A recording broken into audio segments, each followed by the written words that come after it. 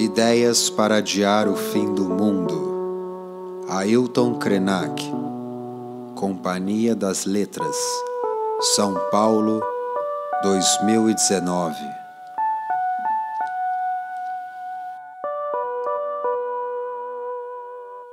A primeira vez que desembarquei no aeroporto de Lisboa, tive uma sensação estranha.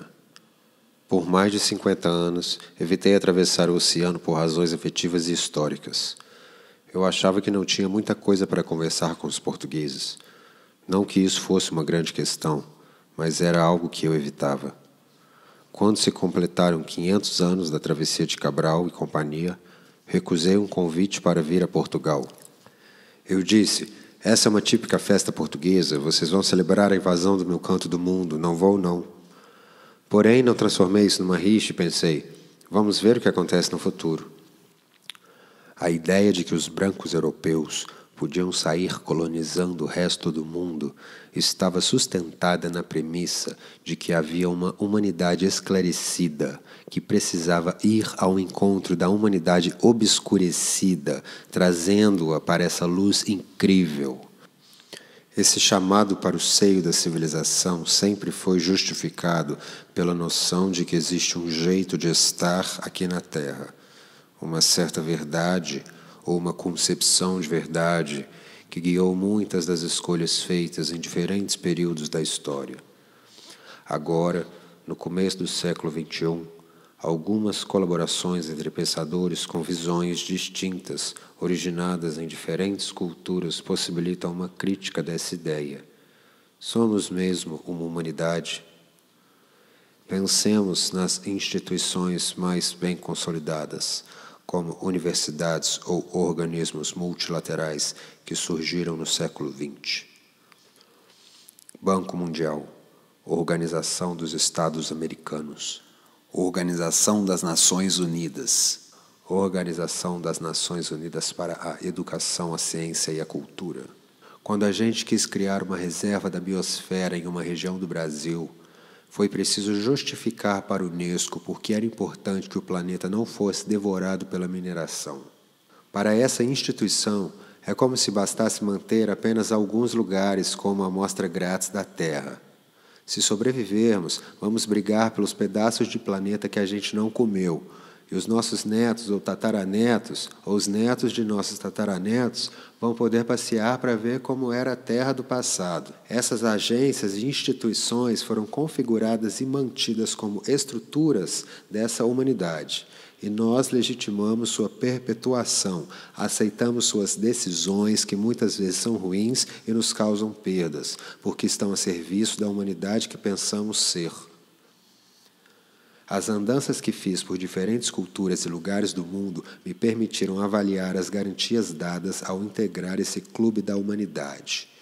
E fiquei pensando, por que insistimos tanto e durante tanto tempo em participar desse clube, que na maioria das vezes só limita a nossa capacidade de invenção, criação, existência e liberdade? Será que não estamos sempre atualizando aquela nossa velha disposição para a servidão voluntária? Quando a gente vai entender que os Estados nacionais já se desmancharam, que a velha ideia dessas agências já estava falida na origem, em vez disso, seguimos arrumando um jeito de projetar outras iguais a elas, que também poderiam manter a nossa coesão como humanidade. Como justificar que somos uma humanidade se mais de 70% estão totalmente alienados do mínimo exercício de ser? A modernização jogou essa gente do campo e da floresta para viver em favelas e em periferias, para virar mão de obra em centros urbanos. Essas pessoas foram arrancadas de seus coletivos, de seus lugares de origem e jogadas nesse liquidificador chamado humanidade. Se as pessoas não tiverem vínculos profundos com sua memória ancestral, com as referências que dão sustentação a uma identidade, vão ficar loucas neste mundo maluco que compartilhamos. Ideias para adiar o fim do mundo. Este título é uma provocação. Eu estava no quintal de casa quando me trouxeram um telefone dizendo: estão te chamando lá da Universidade de Brasília para você participar de um encontro sobre desenvolvimento sustentável.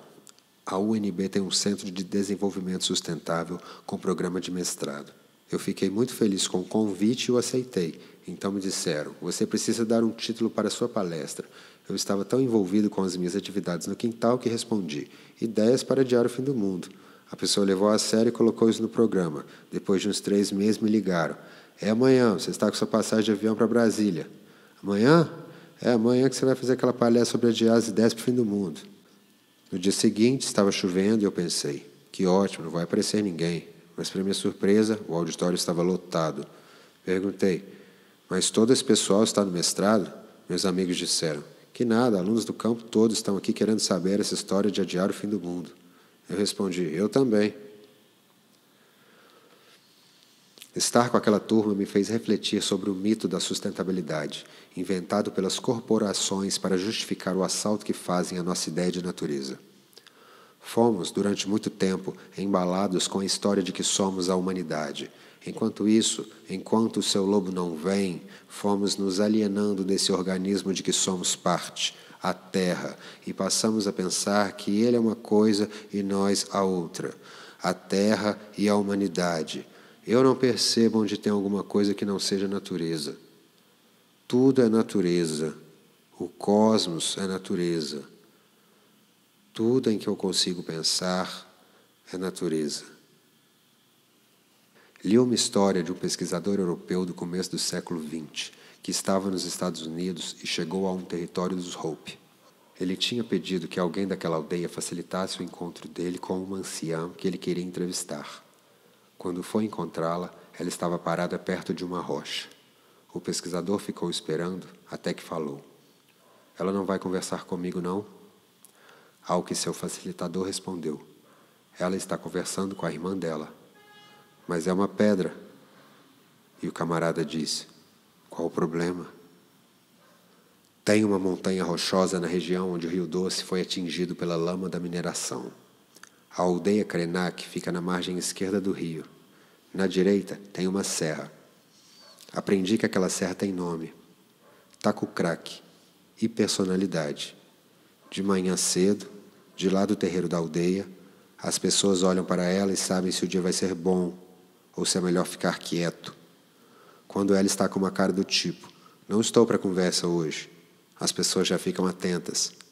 Quando ela amanhece esplêndida, bonita, com nuvens claras sobrevoando a sua cabeça, toda enfeitada, o pessoal fala, pode fazer festa, dançar, pescar, pode fazer o que quiser. Assim como aquela senhora Hope, que conversava com a pedra, sua irmã, tem um monte de gente que fala com montanhas. No Equador, na Colômbia, em algumas dessas regiões dos Andes, você encontra lugares onde as montanhas formam casais. Tem mãe, pai, filho, tem uma família de montanhas que troca afeto, faz trocas. E as pessoas que vivem nesses vales fazem festas para essas montanhas, dão comida, dão presentes, ganham presentes das montanhas. Por que essas narrativas não nos entusiasmam? Por que elas vão sendo esquecidas e apagadas em favor de uma narrativa globalizante, superficial, que quer contar a mesma história para a gente? Os Maasai, no Quênia, tiveram um conflito com a administração colonial porque os ingleses queriam que a montanha deles virasse um parque. Eles se revoltaram contra a ideia banal, comum em muitos lugares do mundo, de transformar um sítio sagrado num parque. Eu acho que começa como parque e termina como parking, porque tem que estacionar esse tanto de carro que fazem por aí fora. É um abuso do que chamam de razão. Enquanto a humanidade está se distanciando do seu lugar, um monte de corporações espertalhonas vai tomando conta da Terra. Nós, a humanidade, vamos viver em ambientes artificiais produzidos pelas mesmas corporações que devoram florestas, montanhas e rios. Eles inventam kits super interessantes para nos manter nesse local, alienados de tudo e, se possível, tomando muito remédio, porque, afinal, é preciso fazer alguma coisa com o que sobra do lixo que produzem, e eles vão fazer remédio e um monte de parafernálias para nos entreter. Para que não fiquem pensando que estou inventando mais um mito, o do monstro corporativo, ele tem nome, endereço e até conta bancária. E que conta! São os donos da grana do planeta e ganham mais a cada minuto, espalhando shoppings pelo mundo. Espalham quase que o mesmo modelo de progresso que somos incentivados a entender como bem-estar no mundo todo. Os grandes centros, as grandes metrópoles do mundo são uma reprodução uns dos outros. Se você for para Tóquio, Berlim, Nova York, Lisboa ou São Paulo, verá o mesmo entusiasmo em fazer torres incríveis, elevadores espiroquetas, veículos espaciais. Parece que você está numa viagem com Flash Gordon. Enquanto isso, a humanidade vai sendo descolada de uma maneira tão absoluta desse organismo que é a Terra. Os únicos núcleos que ainda consideram que precisam ficar agarrados nessa terra são aqueles que ficaram meio esquecidos pelas bordas do planeta, nas margens dos rios, nas beiras dos oceanos, na África, na Ásia ou na América Latina. São caiçaras, índios, quilombolas, aborígenes, a sub-humanidade, porque tem uma humanidade, vamos dizer, bacana, e tem uma camada mais bruta, rústica, orgânica, uma sub-humanidade, uma gente que fica agarrada na terra. Parece que eles querem comer terra, mamar na terra, dormir deitados sobre a terra, envoltos na terra. A organicidade dessa gente é uma coisa que incomoda, tanto que as corporações têm criado cada vez mais mecanismos para separar esses filhotes da terra de sua mãe. Vamos separar esse negócio aí, gente, essa terra, essa bagunça. É melhor colocar um trator, um extrator na terra. Gente, não. Gente é uma confusão. E, principalmente, gente não está treinada para dominar esse recurso natural que é a terra. Recurso natural para quem? Desenvolvimento sustentável para quê? O que é preciso sustentar? A ideia de nós, os humanos, nos descolarmos da terra, vivendo numa abstração civilizatória, é absurda. Ela suprime a diversidade, nega a pluralidade das formas de vida, de existência e de hábitos. Oferece o mesmo cardápio, o mesmo figurino e, se possível, a mesma língua para todo mundo. Para a Unesco, 2019 é o Ano Internacional das Línguas Indígenas. Todos nós sabemos que a cada ano ou a cada semestre, uma dessas línguas maternas, um desses idiomas originais de pequenos grupos que estão na periferia da humanidade é deletada. Sobram algumas, de preferência aquelas que interessam às corporações para administrar a coisa toda, o desenvolvimento sustentável. O que é feito de nossos rios, nossas florestas, nossas paisagens? Nós ficamos tão perturbados com o desarranjo regional que vivemos, ficamos tão fora do sério com a falta de perspectiva política, que não conseguimos nos erguer e respirar, ver o que importa mesmo para as pessoas, os coletivos e as comunidades nas suas ecologias. Para citar o Boaventura de Souza Santos, a ecologia dos saberes deveria também integrar a nossa experiência cotidiana, inspirar nossas escolhas sobre o lugar em que queremos viver, nossa experiência como comunidade. Precisamos ser críticos a essa ideia plasmada de humanidade homogênea, na qual há muito tempo o consumo tomou o lugar daquilo que antes era cidadania. José Mujica disse que transformamos as pessoas em consumidores e não em cidadãos. E nossas crianças, desde a mais tenra idade, são ensinadas a serem clientes. Não tem gente mais adulada do que um consumidor. São adulados até o ponto de ficarem imbecis, babando.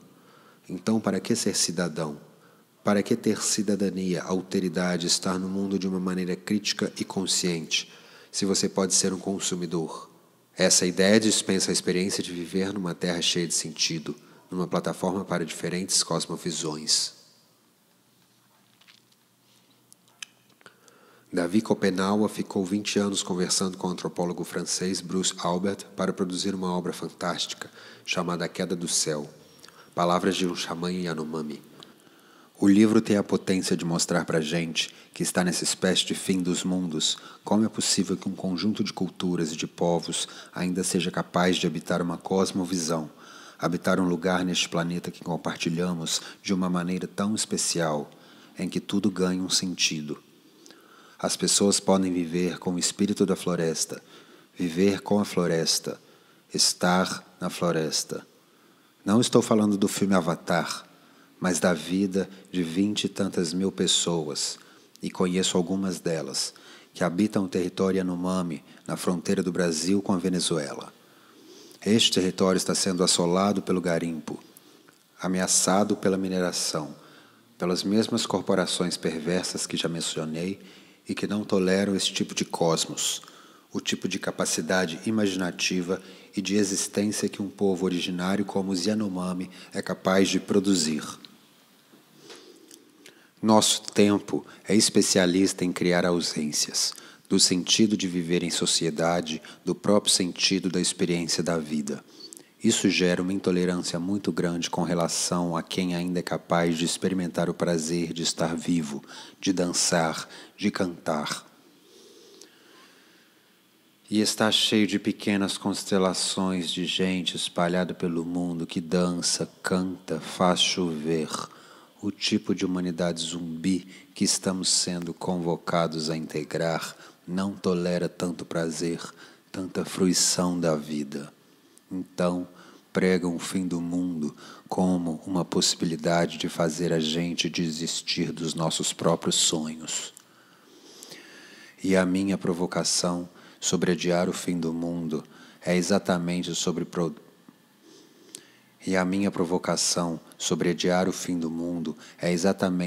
poder contar mais uma história.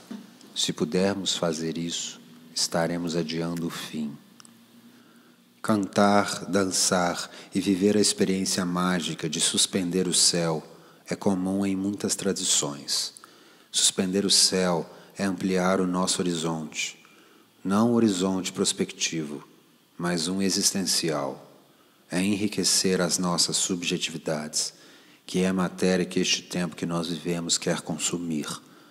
Se existe uma ânsia por consumir a natureza, existe também uma por consumir subjetividades, as nossas subjetividades. Então, vamos vivê-las com a liberdade que formos capazes de inventar, não botar ela no mercado, já que a natureza está sendo assaltada de uma maneira tão indefensável. Vamos pelo menos ser capazes de manter nossas subjetividades, nossas visões, nossas poéticas sobre a existência. Definitivamente não somos iguais, e é maravilhoso saber que cada um de nós que está aqui é diferente do outro, como constelações. O fato de podermos compartilhar esse espaço, de estarmos juntos, viajando, não significa que somos iguais. Significa exatamente que somos capazes de atrair uns aos outros pelas nossas diferenças, que deveriam guiar o nosso roteiro de vida. Ter diversidade, não isso de uma humanidade com o mesmo protocolo, porque isso até agora foi só uma maneira de homogeneizar e tirar nossa alegria de estar vivos. Uma produção Baixo Centro. Texto Ailton Krenak. Leitura Pedro Salim.